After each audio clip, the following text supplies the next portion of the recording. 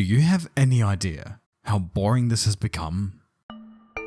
Trying to guess what exactly went on in that head of his. Why, with all of his God-given talent, did he pull stunts the way that he did?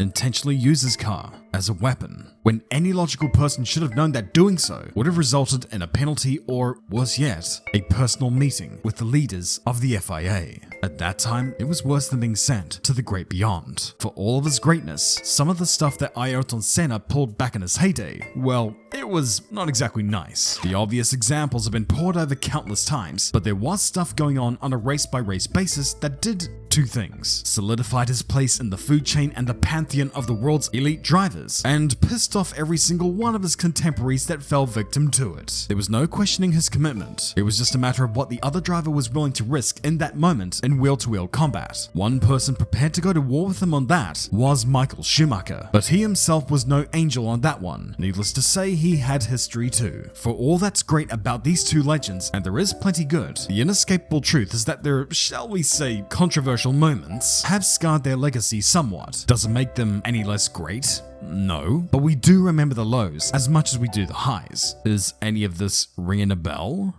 Yeah.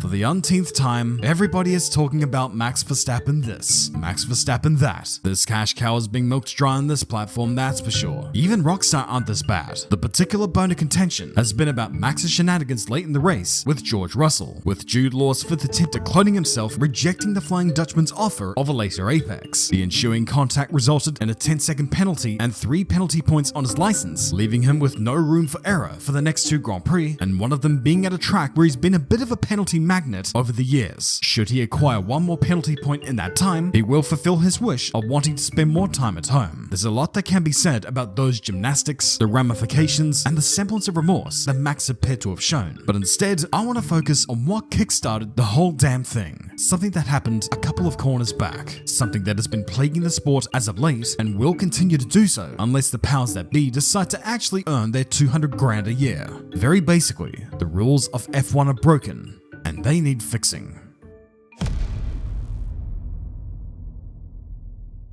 So, most all of us are familiar with the shenanigans of last year. Austin and Mexico City were the scenes of the crimes committed by Maximilian von Stappen, who warded off any and all attacks from a McLaren that had clearly forged ahead of the Red Bull in R&D development. It's a bit like when those F1 games ramp up the AI in My Team Korea as the season goes on. At some point, the competition becomes unbeatable and you start to get sour. That's a game though. This is real life, and the idea of forcing a driver wide through desperate lunges or vindictiveness was starting to grain on the last nerve of even the most fervent of Max fans. Well, nearly all of them. There were the odd few that attempted to defend the Mexico incident entirely. Ah, well, if it isn't the simps. It should be worth mentioning though that while Austin didn't exactly strike a nice tone with many people, by letter of law at the time, what he was doing wasn't technically illegal. And that's the power of Max. 99% of the time, he operates on the absolute edge of what is legally acceptable, even if that type of etiquette isn't acceptable and rollable. Never mind professional motor racing. And if it were illegal, well, you can't exactly fault Max there, right? If anything, you've got to laud him for being a savvy sumbitch. As things were, drivers stood to gain all the rights to the corner, so long as they let off the brake and got their car ahead by the apex of the corner. While at the same time, there was some unease about when to leave racing room to your rivals whilst they were off scouting the parking lot that the FIA mandated. Instead of lawn and sand, they would act as a natural deterrent and would probably stop Donnies hanging around the outside in an impossible challenge in vain.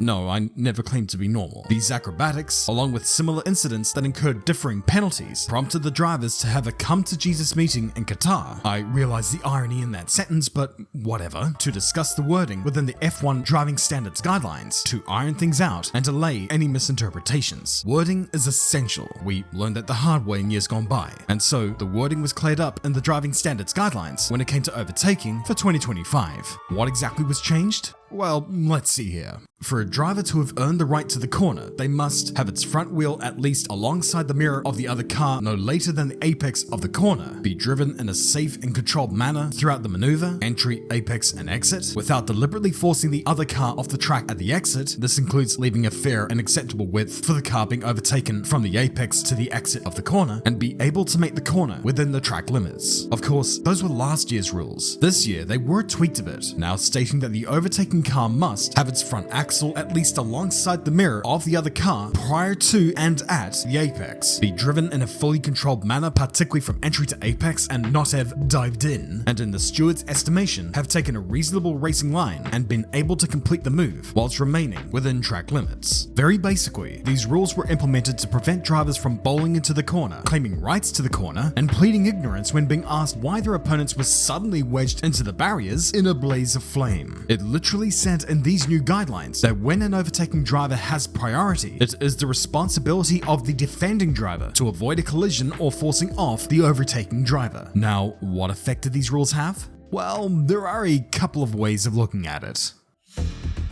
In Saudi Arabia, Oscar Piastri and Max Verstappen barrel into turn 1. One remained within the confines of the racetrack, and the other was Max. Oscar did have his front axle alongside Max's mirror well before the apex, and even at the apex, Oscar had his measure. He was fully in control of his own car all throughout, and there was no reason to suggest that his racing line was anything different than what any other driver would have taken on that first lap. Do you want me to go through the archives of other starts that happened at this place? Of course, Christian Horner had quite a bit to say about this, and went to the stewards armed with an array of data and superimposed onboard photos. Oh no, not the photos. They attempted to explain that Max was ahead at the apex and that he was entitled to racing room, citing clause 3 in the driving standards guidelines. But dear old Christian forgot one thing. That clause in the driving standard guidelines regarding racing room was removed entirely for 2025. Technically speaking, any direction that Oscar carted Max to, within reason, would have been nice and legal. There wasn't much of a leg for Red Bull nor Max to stand on here. Nothing like spending 120 quid on printer ink to support your vanity carrot waxing. Some did ponder the notion of whether or not Max was the overtaker in this instance, but seeing as how he started from pole position and that Oscar never got his car fully past Max's, was the overtake still taking place all the way into the corner? Or at what point do the goalposts start to shift here? Did Max thrust his car into the corner way too fast and in vain and never would have been able to pull up even if he was on the optimal line? Looking at the data,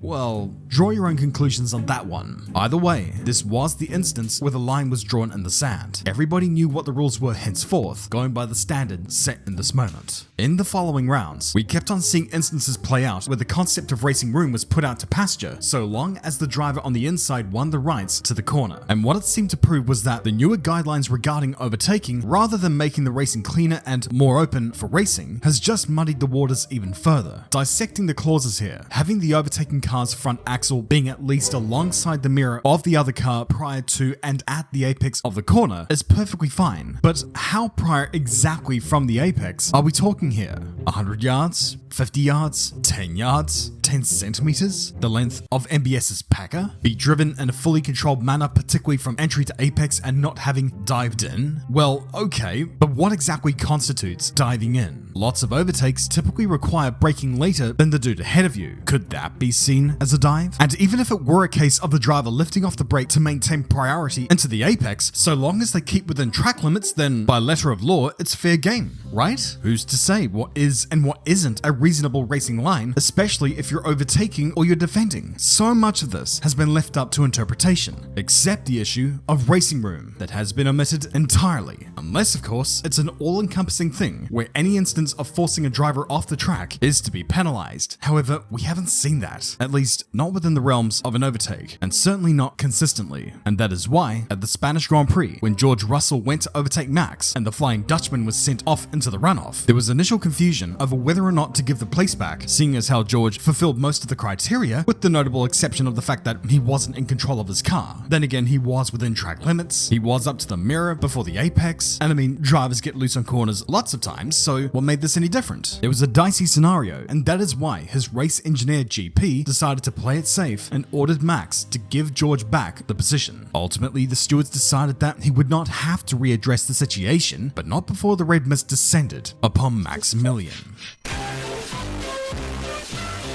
Now, this isn't meant to be a hit piece against Max, because this isn't exactly a new thing. I've talked about it before, we all have in fact. What more is there to say? We're just repeating ourselves here. We know it was bad, Dr. Helmut Marko of all people knew it was bad, and moreover, Max himself knew that what he did was bad. He appeared to show a semblance of remorse after the fact, and believe me, That means a lot, but none of that would have happened that day had not for the shitty guidelines regarding overtaking. It has been said that these new initiatives were based upon the rules of go-kart racing, and while that's all very well and good, the nature of racing isn't exactly cross-compatible between the two. Like with the tracks that they race on, racing rules have to be adapted for the way that the cars drive, and the penalties that come with the rule breaches do have to fit the crime as well. It's a separate note here, but take what happened in Monaco this year, with Liam Lawson and Carlos Sainz parking the bus on team orders and holding up the field for multiple seconds per lap. It's gamesmanship and I don't really blame them for that, but let's be real here. It made a mockery of the race. When George gave up, cut the chicane and left Sainz with the peasants, he was issued a drive-through penalty. A penalty was expected, but did this really fit the crime? I mean, obviously we don't want drivers just cutting the chicane on every lap, but that's why you implement a strike system. 5 seconds for the first one, 10 seconds for the second one, and on your third one, you get thrown into the med with a complimentary cinder block. In this instance, it just seemed unjust. Somewhat. We all want to see a good racing product, yet we also want the shit to be fair. The guidelines regarding overtaking are murky at best, and bluntly, they are broken. What's my solution to this? Well, is it really up to me to decide this? I know it's easy to sit behind a computer and whinge, but it's not a matter of whether I have a solution or not. It's about the fact that the army of people whose job it is to do so haven't come up with a feasible one themselves. No, it's not easy, but you would think that the wealth of knowledge that high up would be able to come up with a solution. Or am I just being naive here? Designs of the tracks and their runoffs play a big part for sure. You don't see any of this stuff in Suzuka, for example, and that's because Suzuka doesn't allow for it. And there should not be this guessing game with regards to giving the position back.